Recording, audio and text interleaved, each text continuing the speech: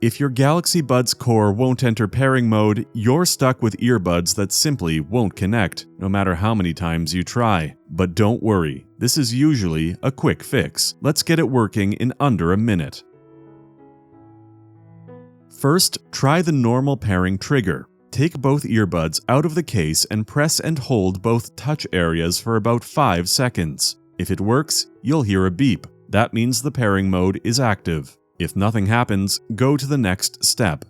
Put both earbuds back into the case and keep the lid open. Now, press and hold both touch areas again, this time for about 10 seconds. Keep holding until you see the LED light start flashing. That flashing light means the earbuds have reset and forced pairing mode to activate. Before trying to connect again, open your phone's Bluetooth settings. Find Galaxy Buds Core and tap Forget Device. This clears the old connection so the new pairing can work properly. Now try pairing again from scratch. And that's it.